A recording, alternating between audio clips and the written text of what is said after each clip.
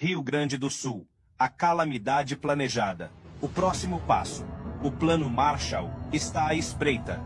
O plano é, na verdade, uma estratégia para fazer com que as vítimas pereçam, permitindo que os conspiradores e traidores da nação assumam suas casas, terras e propriedades, impondo normas através de novas leis que serão criadas, decretos e planos já preparados para a reconstrução de cidades. Magistrados do Brasil e do Estado do Rio Grande do Sul, nos unimos à compreensão de que é preciso agir cedo e agir rápido.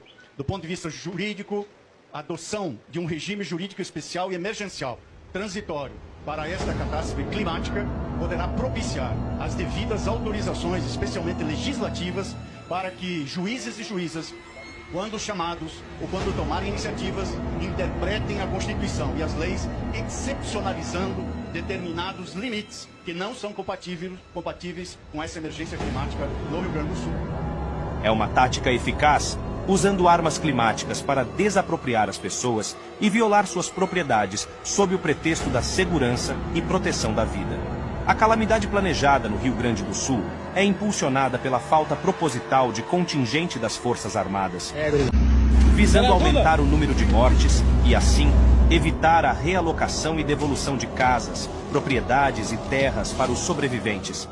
O contingente mínimo é destinado apenas para gerar imagens para os veículos de mídia e para os maquinários de propaganda enganosos, criando a ilusão de que há um esforço sobre-humano das autoridades para resgatar as vítimas.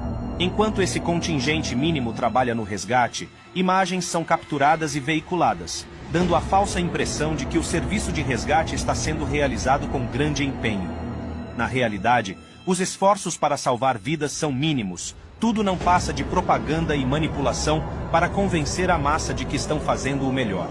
Felizmente, as próprias vítimas e civis que estão trabalhando nos resgates estão denunciando essas ações e confirmando através de conteúdo. A batalha contra os orquestradores da calamidade no Rio Grande do Sul está começando. Enquanto manipulam o clima e provocam catástrofes, usam a força para impedir ajuda. Dá uma olhada na GLP, você tem cabimento uma coisa dessa, cara. Os caras estão com careta vindo de São Paulo, carregado de água e coisa donativa pra levar lá pro Rio Grande. Os caras do posto fiscal pararam os caminhões, porque não tem nota. Donativo, cara.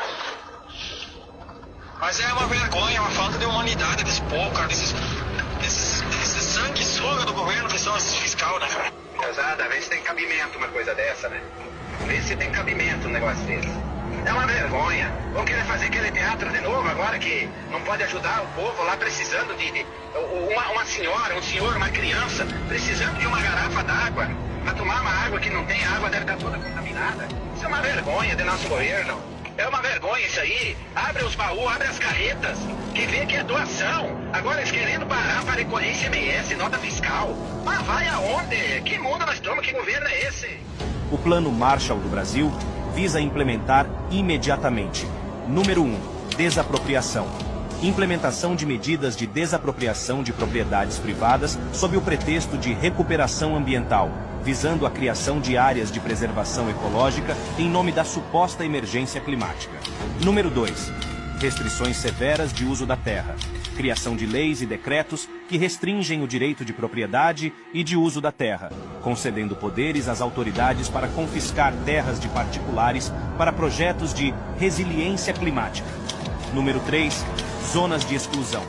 Estabelecimento de zonas de exclusão ou restrição para atividades humanas em áreas consideradas vulneráveis para a narrativa dos efeitos das mudanças climáticas, justificando a evacuação forçada de comunidades inteiras.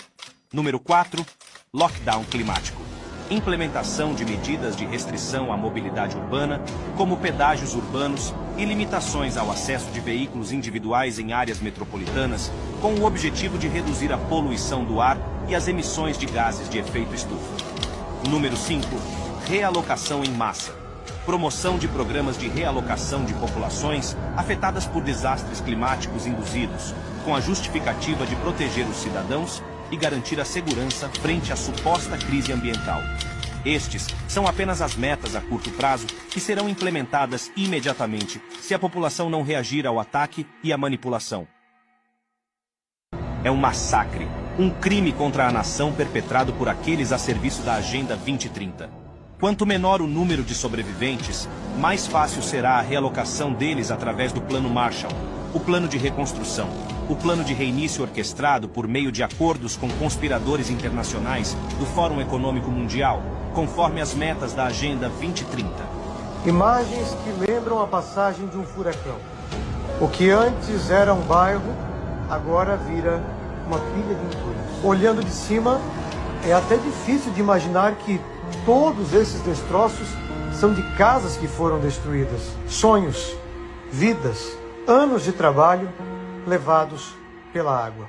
A calamidade no Rio Grande do Sul foi planejada, e esse é o objetivo: resetar, reconstruir, recomeçar através das novas metas, das cidades-prisão, das cidades resilientes, das cidades de 15 minutos que serão erguidas sob os escombros da conspiração contra a nação brasileira. E soluções que se apresentam diante de uma situação excepcional e atípica também são soluções excepcionais e atípicas. Nós estamos numa guerra. E numa guerra, de fato, presidente Lula, eu sei que é o seu sentimento. Não há limitações, não há restrições legais de tempos comuns. Há necessidade de retirar da prateleira e da mesa a burocracia, as travas, as limitações, para que nada falte ao Rio Grande do Sul para a sua reconstrução. Fizemos isso na pandemia, com muita altivez no âmbito do Congresso Nacional, com proposta de emenda à Constituição que apelidamos de PEC de guerra, com inúmeras medidas legislativas excepcionais, até o funcionamento do Congresso Nacional naquele instante de isolamento. Nós somos o primeiro parlamento do mundo a funcionar de maneira virtual para que pudéssemos dar as respostas. E essas respostas se exigem nesse momento e são exigidas do Congresso Nacional. Por isso, medidas práticas à União, ao Governo Federal, aos Ministérios, ao Governo do Estado e também ao Congresso Nacional são exigidas pela sociedade. De trabalho precisarão ser feitos, licitações e contratações vão ter que ser abreviadas numa situação excepcional, à semelhança do que se fez para a pandemia no Brasil. E depois também do ponto de vista técnico, nós vamos ter que construir uma autoridade específica para a reconstrução. Construir muitas casas. E na reconstrução das casas, já deve levar em conta com os prefeitos que a gente não pode permitir que as pessoas reconstruam as casas no mesmo local que tinha a casa que caiu.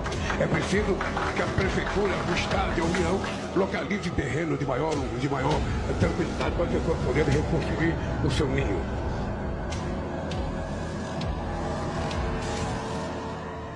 A nação está sob ataque orquestrado. Resistam à manipulação. Resistam à reinicialização.